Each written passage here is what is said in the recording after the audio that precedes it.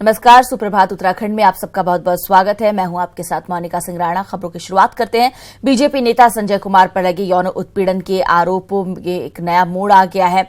पीड़िता ने पुलिस की विवेचना पर सवाल उठाए हैं। पुलिस के अनुसार यौन उत्पीड़न की घटना की जो तारीख बताई गई है उस दिन संजय कुमार देहरादून में नहीं थे। पीड़ित ने पुलिस की इस थ्योरी को सिरे से खारिज करते हुए कहा कि उसने यौन उत्पीड़न की 4 तिथियां बताई थी, लेकिन जांच अधिकारी अपनी मर्जी से सिर्फ 10 मार्च की एक तारीख बैठ गए लेकर। वहीं डीजी लॉ एंड ऑर्डर का कहना है कि पीड़िता के आरोपों की जांच के लिए एसपी सिटी को आदेश दे दिया गया है। मैंने उसमें कोई एक तारीख नहीं लिखी है। मेरे साथ ये घटना मतलब 4 अलग अलग तारीखों में हुई है और उसमें से मैंने एक तारीख का संकेत दिया है और 2 तारीखें निश्चित बताई हैं और एक तारीख जो मुझे पता नहीं थी वो भी मैंने एक रफ आइडिया दिया कि किस समय से किस समय के बीच में हो सकती है। लेकिन आईओ ने जांच करने के स्थान पे 161 के बयान के पहले से 10 मार्च का मन बनाया हुआ था और उसने 10 मार्च की तारीख ही आगे बढ़ाई। विवेचना की निष्पक्षता पर सवाल उठाए हैं, तो उसके जो आरोप हैं उनकी हमने एसपी सिटी देहरादून को जांच आदेशित कर दी है।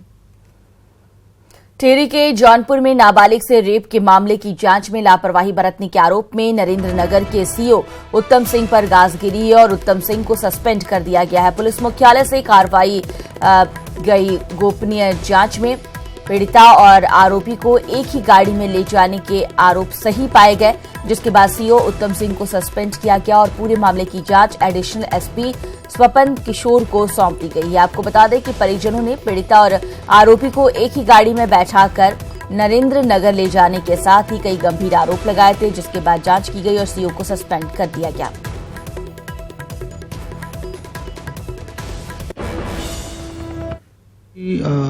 विवेचना भी अब एक एडिशनल एसपी रैंक के अधिकारी को दी जा रही है, स्वपन किशोर सिंह को, और इसकी जांच भी कराई जाएगी। कहाँ पे पुलिस की अगर कोई चूक हुई है तो क्या हुई है और कहाँ पर हुई है और उसके लिए कौन जिम्मेदार है।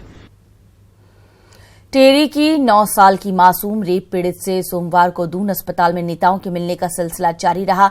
विधायक खजान दास, पूर्व सांसद तरुण विजय, कांग्रेस नेता प्रीतम सिंह, मंत्री रेखा आर्या ने पीड़िता का हाल जाना। टिहरी में बयान दर्ज करवाने ले जाते समय आरोपी और बच्ची को एक ही गाड़ी से ले जाया गया, जिसे मंत्री रेखा आर्या ने गलत माना है। साथ ही बच्ची के इलाज के लिए परिवार को राज्य सरकार की कोष से 2.5 लाख तो महिला सशक्तिकरण एवं बाल विकास विभाग की ओर से 7 लाख रुपए के मुआवजे का ऐलान किया गया है।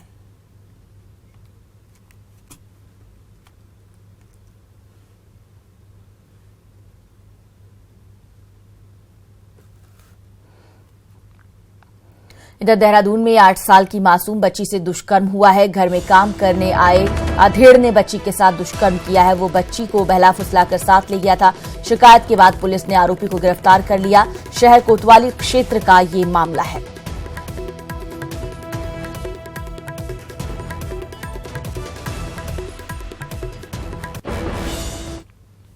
खबरों में आगे बढ़ेंगे। चंपावत के बनबस्सा में ह्यूमन ट्रैफिकिंग सेल और पुलिस की टीम ने सेक्स रैकेट का पर्दाफाश किया है। टीम ने देह व्यापार के सरगना सहित 3 महिलाओं को गिरफ्तार किया है। पुलिस के मुताबिक ये गिरोह लंबे समय से उत्तराखंड में एजेंटों के जरिए देह व्यापार का कारोबार चला रहा था। केस दर्ज कर सभी को जेल भेज दिया गया है। पूर्व मंडी अध्यक्ष रविंद्र आनंद के साथ मारपीट का मामला सामने आया है। आरोप देहरादून सिटी पेट्रोल यूनिट पर लगा है। सीपीयू पर जबरन चालान काटने और चालान न कटवाने पर मारपीट का आरोप लगाया गया। मामला शहर कोतवाली क्षेत्र के त्यागी रोड का है, जहां शाम के वक्त अपनी कार से जा रहे पूर्व मंडी अध्यक्ष रविंद्र आनंद को सीपीयू ने गाड़ी चलाते समय फोन पर बात करने के दौरान रोका था, जबकि पूर्व मंडी अध्यक्ष के मुताबिक वो खड़ी गाड़ी में फोन पर बात कर रहे थे और सीपीयू ने उनका चालान काट गाड़ी को सीज कर दिया। वहीं मौके पर विवाद बढ़ता देख स्थानीय पुलिस और सीपीयू इंस्पेक्टर भी पहुंच गए, जहां मामले को सुलझाने के प्रयास किए जाते रहे। वहीं सीपीयू इंस्पेक्टर का कहना है कि शिकायत मिलने पर पूरे मामले की जांच करवाई जाएगी। कुर्ता फाड़ दिया गया। ये देखिए खून लगा है इस पे सारा। और मुझे गालियां दी गई गंदी गंदी। ये कहा कि अब हम तुझे बताएंगे, तू जो आया है यहाँ तक, अब तुझे बताएंगे, तुझे भी ले आएंगे, तेरी गाड़ी को भी ले आएंगे। हमने जबकि इनको बार बार कहा कि आप प्रार्थना पत्र इनके खिलाफ दीजिए, कोई दिक्कत नहीं, जो जांच होगी उसमें जो दोषी होगा उसके विरुद्ध कार्रवाई की जाएगी, परंतु वो इस बात पे नहीं कि जो भी फैसला, सिर्फ मेरी गाड़ी छोड़ दीजिए और मुझे जाने दीजिए। सिर्फ उनका मुद्दा ये है कि मेरे खिलाफ जो है ये जो चालान बना है ये समाप्त कर दिया जाए, बाकी और कुछ नहीं। बाकी वो अपना प्रार्थना पत्र, हमने बताया स्वतंत्र है, अपना प्रार्थना पत्र दें, जो उनकी शिकायत है उस पर कार्रवाई होगी, जिसमें जाँच होगी। पिथौरागढ़ में नंदा देवी पीक से लापता हुए 8 पर्वतारोहियों में से 5 के शव मिल गए हैं, जबकि 3 अन्य पर्वतारोहियों का कोई सुराग अब तक नहीं मिल पाया है। वैसे भी कई रहस्यों को खुद में समेटी नंदा देवी में ऐसा कम ही बार हुआ है कि यहां लापता हुए पर्वतारोहियों का कभी भी कोई सुराग मिला हो। नंदा देवी शिखर भारत की दूसरी ऐसी चोटी है जिस पर चढ़ना सबसे ज्यादा खतरनाक है। 13 मई को दुनिया के जाने माने पर्वतारोही मार्टिन मोरन की अगुवाई में ब्रिटेन, अमेरिका और ऑस्ट्रेलिया के 8 लोगों का दल चोटी को फतह करने निकला था, लेकिन विश्व विख्यात ये पर्वतारोही नंदा देवी की आगोश में कहीं खो गए। 2 दिनों तक चले सर्च ऑपरेशन के बाद 5 पर्वतारोहियों के शवों के फोटोग्राफिक एविडेंस मिले हैं। एयरफोर्स की सर्च टीम काफी कोशिशों के बाद ये एविडेंस जुटा पाई। स्थान पर दोबारा सर्च किया गया और वहां पर 5 व्यक्तियों का शव दिखने की हमें फोटोग्राफिक एविडेंस प्राप्त हुए हैं। उन फोटोग्राफिक एविडेंस के आधार पर एवलांच का साइट और उनका लोकेशन को जो है चिन्हित किया गया है। विदेशी पर्वतारोहियों के इस दल का 5,500 मीटर चढ़ाई चढ़ने के बाद संपर्क कट गया था। बताया जा रहा है कि माहिर पर्वतारोही इस चोटी पर किसी बड़े एवलांच की चपेट में आ गए थे। 2017 में भी नंदा देवी पर गए 7 सेना के पर्वतारोहियों का अब तक कोई पता नहीं चला है। मार्टिन मोरन के परिवार की ओर से जारी फेसबुक मैसेज में बताया गया है कि पर्वतारोहियों का ये दल अननेम्ड पीक पर चढ़ने की कोशिशों में था। ऐसे में जानकारों का कहना है कि पर्वतारोहियों के साथ होने वाले हादसों के लिए ज्यादातर मौकों पर वो खुद ही जिम्मेदार होते हैं। माउंटेन में जितने भी हैजार्ड होते हैं तो माउंटेनर की गलतियों से होता है, या तो उसका लीडर डिसीजन गलत लेता है, या माउंटेनर्स ओवर कॉन्फिडेंस में उसके साथ ज्यादती करता है। 5 पर्वतारोहियों के शव मिलने के बाद अब प्रशासन के सामने जहां 3 लापताओं को खोजने की बड़ी चुनौती है, वहीं इन शवों को निकाल पाना भी उनके लिए खासा मुश्किल काम है। नंदा देवी में लगातार आ रहे एवलांच को देखते हुए फिलहाल अन्य पर्वतारोही दलों को भी वहीं रोक दिया गया है। न्यूज़ 18 के लिए पिथौरागढ़ से विजयवर्धन उप्रेती की रिपोर्ट। उधम सिंह नगर में बाजपुर के मुख्य बाजार में कपड़े के शोरूम में आग लग गई। शॉर्ट सर्किट की वजह से आग लगी, जिससे करीब 25 लाख का सामान जलकर खाक हो गया।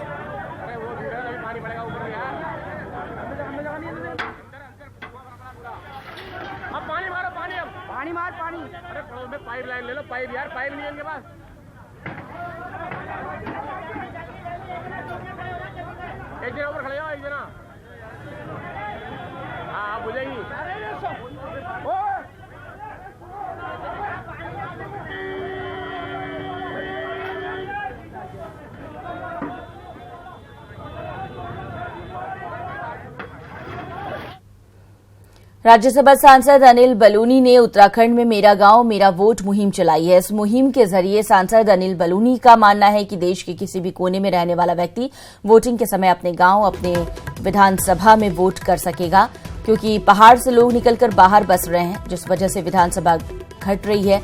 इस मुहिम से ये समस्या कुछ खत्म होगी।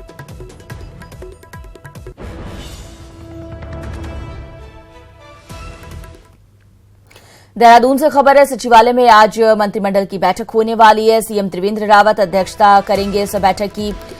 कैबिनेट में कई अहम मसलों पर चर्चा होगी। मंत्रिमंडल की बैठक में महत्वपूर्ण फैसले लिए जा सकते हैं।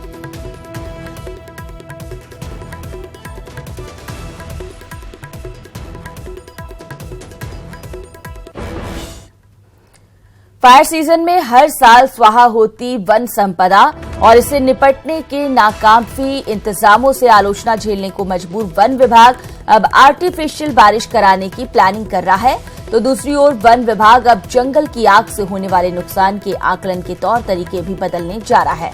जंगलों की आग को बुझाने के लिए वन विभाग आर्टिफिशियल बारिश कराने की आधुनिक तकनीक पर विचार कर रहा है।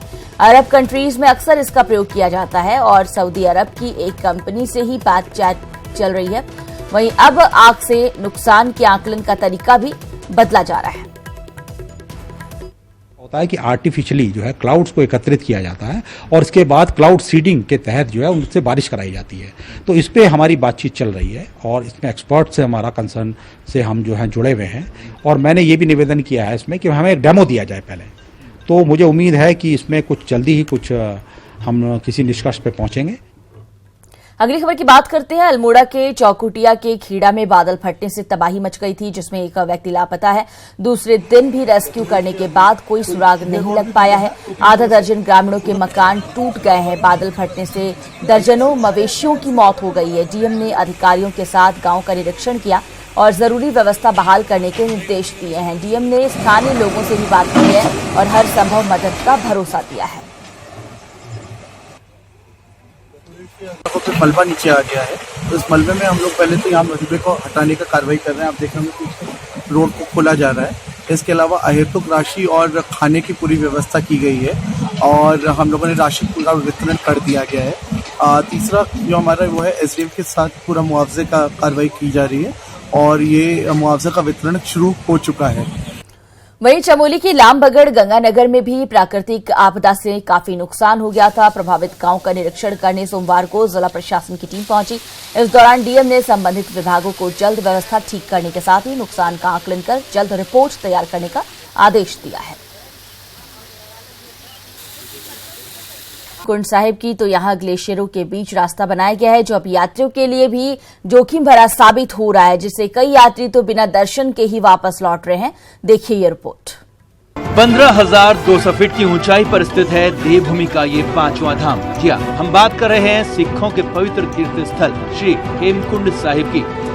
बर्फ से ढकी पहाड़ियां भले ही यहाँ आने वालों का मन मोह रही हों, मगर यहाँ तक पहुँचने में यात्रियों को काफी दिक्कतों का सामना करना पड़ रहा है। यही नहीं, कई तीर्थ यात्री तो यहाँ की स्थिति देखकर बिना दर्शन किए ही वापस लौट रहे हैं। पिछली 9 बारी बहुत अच्छे दर्शन हुए थे, इस बार नहीं हो पाए।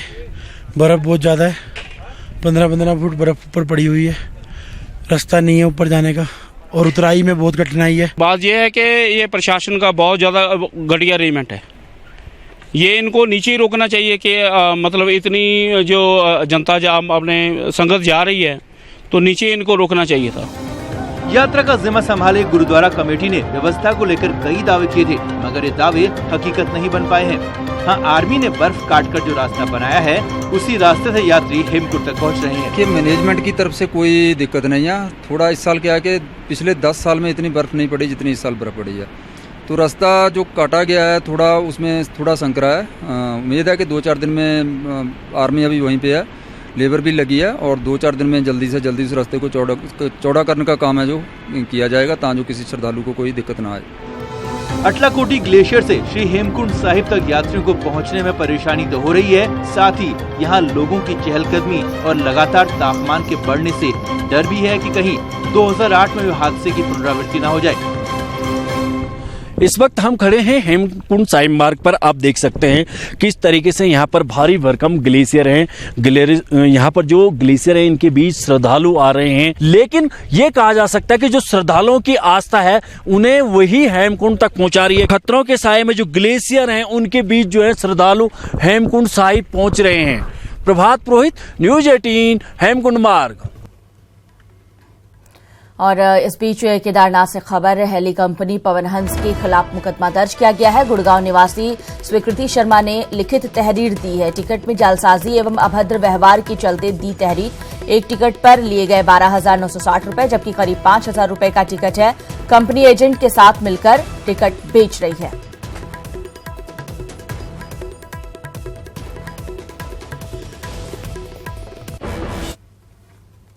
और अगर आप भी केदारनाथ यात्रा हेली से करने का प्लान बना रहे हैं तो ये खबर आपके लिए भी है। हेली टिकटों में कालाबाजारी के साथ ही धोखाधड़ी के मामले भी सामने आने लगे हैं। रुद्रप्रयाग पुलिस के पास अब तक 3 मामले आ चुके हैं। ताजा मामले में गढ़वाल मंडल के 9,396 रुपए के टिकट का फर्जी टिकट बनाकर उसे 16,000 में बेचने का मामला सामने आया, जिसमें पुलिस ने थाना गुप्तकाशी में रॉबिन नाम के ऑपरेटर पर धारा 420 का मुकदमा दर्ज किया है। दर्ज मुकदमों में क्रिस्टल हेली कंपनी पर भी एक मुकदमा शामिल है। तो एक महिला जो गुड़गांव निवासी थी, अपनी मदर के साथ आई थी, उनके द्वारा बताया गया कि ऑनलाइन द्वारा उनके द्वारा टिकट कराया गया था एक एजेंट के माध्यम से, और टिकट के उपरांत जब वो यहाँ पर आई तो उनका वो टिकट वैध न बताते हुए फर्जी बताया गया। इस संबंध में जब प्राथमिक रूप से जानकारी वो की गई तो पता चला कि उनके द्वारा इसके द्वारा ऑनलाइन पेमेंट भी किया गया था एक एजेंट के माध्यम से।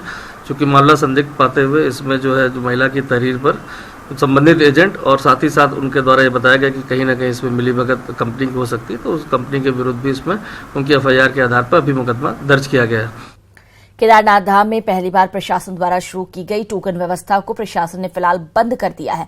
पहली बार केदारनाथ धाम में शुरू की गई टोकन व्यवस्था के तहत तीर्थयात्रियों को बाबा केदार के दर्शन के लिए टोकन दिया जाता है, जिसमें टोकन का नंबर आने पर ही तीर्थयात्री दर्शन के लिए लाइन में खड़ा होते हैं। नंबर आने तक तीर्थयात्री आराम से केदारपुरी घूम सकते हैं, लेकिन टोकन व्यवस्था केदारनाथ में आ रही तीर्थयात्रियों की भारी भीड़ में कारगर सिद्ध नहीं हुई।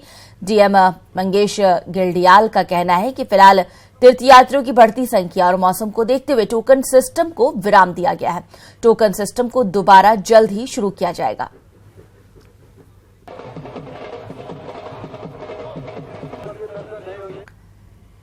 केदारनाथ यात्रा में सेवा दे रही हेली कंपनी आर्यन एविएशन सारे नियम कानूनों को ताक पर रख रही है और तीर्थयात्रियों की सुरक्षा से भी बड़ा खिलवाड़ कर रही है, लेकिन प्रशासन आर्यन एविएशन पर बड़ी कार्रवाई से कतरा रहा है। आर्यन एविएशन द्वारा बिना यूकाडा की अनुमति के ही दूसरे हेलीपैड से अपनी सेवाएं दे रहा है, जबकि हेलीपैड क्षतिग्रस्त है। ऐसे में यात्रियों की सुरक्षा से भी बड़ा खिलवाड़ आर्यन एविएशन कंपनी कर रही है। आपको बता दें कि आर्यन एविएशन कंपनी को दिव्य धाम हेलीपैड से यूकाडा ने सेवाएं देने की अनुमति दी है, लेकिन आर्यन द्वारा नियमों को ठेंगा दिखाते हुए बिना यूकाडा की अनुमति से नारायण कोटी मस्ता हेलीपैड से सेवाएं दी जा रही हैं। अगर इस आर्यन हेलीपैड की बात करूं यहीं पे नारायणकोटी में मस्ता में, तो ये हेलीपैड सर टूटा हुआ है, क्षतिग्रस्त है। यहाँ पे दो हेलीकॉप्टर यहाँ पे शाम को प्रवास करते हैं, शाम को यहाँ पे रहते हैं। आप उस स्थिति को देख लीजिए, अब हेलीपैड की ये क्षतिग्रस्त है। क्या आप प्रशासन की परमिशन तो है, लेकिन इस हेलीपैड की नहीं है। बगल में एक दिव्यधाम एविएशन है जो यहाँ से मात्र 20 मीटर की दूरी पे स्थित है, तो वहां का परमिशन और यहाँ से ये उड़ा रहे हैं। तो इसमें तो मुझे लगता है कि चाहे यहाँ प्रशासन और प्रशासन सारी मिलीभगत है, जो कैबिनेट स्तर के मंत्री हैं या अधिकारी हैं सारे मिले हुए हैं, सबको पैसा जाता है। इसमें देखिए, जो आर्यन हेलीकॉप्टर को पहले परमिशन मिली थी वो उनके पुराने हेलीपैड से एक दूसरा हेलीपैड जहाँ पर उनको परमिशन दी गई थी, लेकिन वर्तमान में जो उनके द्वारा फ्लाई कराया जा रहा है वो उनके अपने पुराने हेलीपैड से कराया जा रहा है, जिसमें कि ऑल वेदर रोड की चपेट में जिसका थोड़ा सा पार्ट आया था। तो हम लोगों ने इसमें नोडल ऑफिसर को लिखा हुआ है और आर्यन हेलीकॉप्टर द्वारा इसमें जवाब दिया गया है कि उन्होंने यूकाडा को अप्लाई किया है डीजीसीए द्वारा। कोटद्वार में थल सेना की भर्ती में पहले दिन उत्तरकाशी और रुद्रप्रयाग के 346 युवाओं ने दौड़ की परीक्षा पास कर फिजिकल टेस्ट में हिस्सा लिया। उत्तरकाशी से 3,585 युवाओं ने रजिस्ट्रेशन कराया था, जिनमें से 3,000 युवा शामिल हुए। कल हुए रुद्रप्रयाग से युवा भर्ती में हिस्सा ले सकेंगे। 4,292 युवाओं ने भर्ती में शामिल होने के लिए रजिस्ट्रेशन कराया है।